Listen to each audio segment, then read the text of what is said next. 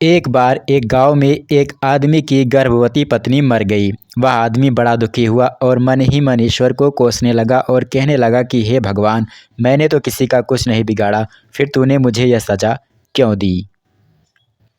धीरे धीरे कई दिन बीत गए, लेकिन वह व्यक्ति हर रोज ईश्वर को दो चार बातें सुना ही देता था और हर बार यही कहता कि मैंने तो किसी का कुछ नहीं बिगाड़ा, फिर तूने मेरी पत्नी को मुझसे दूर क्यों किया मेरे ईश्वर। एक दिन जब वह ईश्वर को खरी खोटी सुना रहा था, तो वहीं से एक महात्मा गुजर रहे थे। वे रुक गए। जब उस आदमी ने ईश्वर को भला बुरा कह लिया, तो महात्मा जी ने उससे पूछा कि बेटा, आखिर ईश्वर को इतना बुरा भला क्यों कह रहे हो।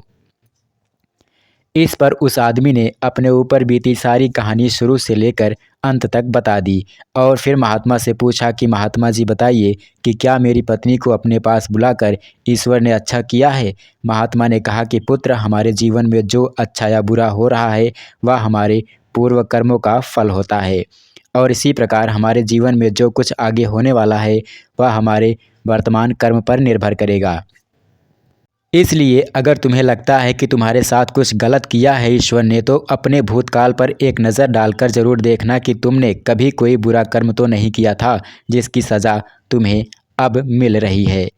वह आदमी सोचने लगा तो उसे याद आया कि जब वह 20 साल का था तब उसने एक नील गाय को जान से मार दिया था जो कि गर्भवती थी। वह आदमी महात्मा के पैरों में गिर पड़ा और अपने ईश्वर से माफ़ी मांगने लगा और कहने लगा कि हे ईश्वर, मैंने तुझे बहुत ज़्यादा बुरा भला कह दिया है, लेकिन आज मेरी समझ में आ गया कि हम कोई भी अपराध कर लें, कभी ना कभी उसकी सज़ा ज़रूर मिलती है। शायद उस गर्भवती नीलगाय की हाय मुझे लगी थी, तभी मेरी गर्भवती पत्नी मुझसे दूर हो गई।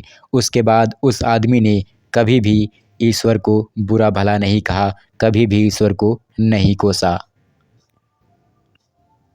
इसी प्रकार से दोस्तों, हमारे जीवन में भी जब कोई दुख या विपत्ति आती है तो हम ईश्वर को कोसने लगते हैं कि उसने हमें इतना दुख क्यों दिया, जबकि वो दुख हमें हमारे भूतकाल के कर्मों की वजह से मिल रहा होता है।